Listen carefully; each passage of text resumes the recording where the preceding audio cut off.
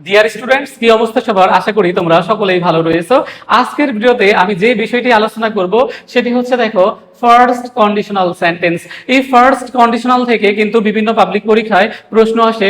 তুমি যদি ইন্টারমিডিয়েটে পড়ে থাকো অথবা তুমি যদি অ্যাডমিশন সিকার হয়ে থাকো অথবা জব সিকার হয়ে থাকো, অবশ্যই তোমার এই ফার্স্ট কন্ডিশনাল সম্পর্কে আইডিয়া রাখতে হবে। এখন আমরা জানি যে ফার্স্ট কন্ডিশনালে দেখো যে দুইটা ক্লজ থাকবে, একটা হচ্ছে দেখো যে ইফ দ্বারা যুক্ত ক্লজ থাকবে, আরেকটা দেখো যে প্রিন্সিপাল ক্লজ বা হচ্ছে রেজাল্ট ক্লজ থাকবে দেখো। আর এটা হচ্ছে দেখো যে ইফ দ্বারা কি বোঝাবে, দেখো শর্ত বোঝাবে। এটার অর্থ হবে দেখো যে যদি, দেখো যদি। তো এই ক্ষেত্রে আমাদের যে বিষয়টা মাথায় রাখতে হবে যে ইফ যুক্ত ক্লজটা যদি প্রেজেন্ট ইনডিফিনাইট টেন্স হয়, তাহলে ইফ যুক্ত ক্লজটা যদি প্রেজেন্ট ইনডিফিনাইট টেন্স হয় এবং যদি চিরন্তন সত্য এবং বৈজ্ঞানিক সত্য বিষয় নির্দেশ না করে, তাহলে আমাদের কোন কন্ডিশনালে করতে হবে? ফার্স্ট কন্ডিশনালে করতে হবে। তো এই ক্ষেত্রে ফার্স্ট কন্ডিশনালে দেখো প্রথমে সাবজেক্ট, তারপর দেখো যে উইল অথবা ক্যান অথবা মে অথবা মাস্ট প্লাস কি ভি1 বা কি ফর্ম ভার্বের, যেটাকে তোমরা বেস ফর্ম হিসেবে চিনো, এইটা দিয়েই আমাদের উত্তর করতে হবে। তাহলে ইফ যুক্ত ক্লজটা যদি কোন টেন্সে থাকে? প্রেজেন্ট ইনডিফিনাইট টেন্সে থাকে, এবং যদি দেখো চিরন্তন সত্য অথবা বৈজ্ঞানিক সত্য বিষয় যদি নির্দেশ না করে, তাহলে এই ক্ষেত্রে আমাদের কোন কন্ডিশনালের নিয়ম ফলো করতে হবে? First conditional. অর্থাৎ প্রথমে সাবজেক্ট, তারপর দেখো উইল অথবা ক্যান অথবা কি মে অথবা মাস্ট প্লাস ভি1 অর্থাৎ ভার্বের কোন ফর্ম? Base form. এই বিষয়টা মেইনটেইন করে আমাদের কি করতে হবে?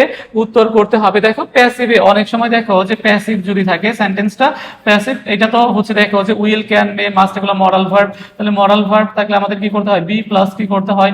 ভি3 করতে হয়। দেখো যেমন দেখো আমি যদি বলি যে ইফ ইউ মেইনটেইন অনেস্টি, দেখো honesty, if you maintain honesty, তাহলে ইফ ইউ মেইনটেইন অনেস্টি, তাহলে দেখো যে ইউ উইল, এখন দেখো যে বি দিতে হবে প্যাসিভ, কারণ তুমি তো রেসপেক্ট করবে না, তুমি অন্যের দ্বারা রেসপেক্টেড হবে। তাহলে ইউ উইল বি রেসপেক্টেড, দেখো রেসপেক্টেড, দেখো you will be respected. Passive ভয়েসে কিন্তু আমাদের কি ব্যবহার করতে হয়?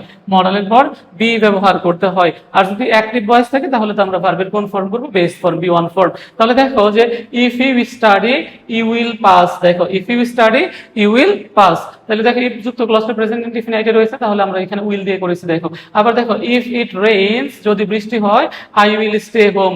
তাহলে দেখো এটাও কোন কন্ডিশনাল? First conditional. দেখো ইফ যুক্ত ক্লজটা প্রেজেন্ট ইনডিফিনাইট টেন্সে রয়েছে।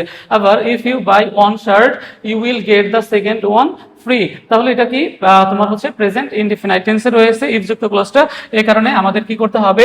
দেখো শ্যাল দিয়েও করা যায়, দেখো শ্যাল। তাহলে ফিউচার, অনেক সময় বলা হয় যে তোমার হচ্ছে ইফ প্লাস কোন টেন্স? প্রেজেন্ট ইনডিফিনাইট আমাদের বাকিটা কি করতে হয়? দেখো ফিউচার ইনডিফিনাইট। তো ফিউচার ইনডিফিনাইটের ক্ষেত্রে কি আসে? দেখো শ্যাল অথবা দেখো যে উইল আসে, দেখো শ্যাল বা উইল। এখন দেখো শ্যাল উইলের পরে ভি1 হয়, অ্যাক্টিভ হইলে দেখো যে ভার্বের বেস ফর্ম, আর প্যাসিভ হইলে কি হয়? বি প্লাস বি3 হয়। এছাড়াও দেখো শ্যাল উইল বাদেও ক্যান অথবা মে অথবা মাস্ট প্লাস ভার্বের বেস ফর্ম দ্বারাও কি করা যায়? উত্তর করা যায়। আর প্যাসিভ হলে তো আমি বলেছি বি প্লাস কি হবে? বি3 হবে। তাহলে ইফ যুক্ত ক্লজটা যদি প্রেজেন্ট ইনডিফিনাইট টেন্সে থাকে, তাহলে আমাদের বাকিটা ফিউচার ইনডিফিনাইটে করতে হবে। অর্থাৎ shall will can May must এগুলার যে কোনো একটা যেটা অপশনে থাকবে ওইটা অনুযায়ী করবে, এবং এরপরে কি ভার্বের বেস ফর্ম, আর প্যাসিভ হলে বি প্লাস বি3। আশা করি তোমরা সকলেই বুঝতে পেরেছো।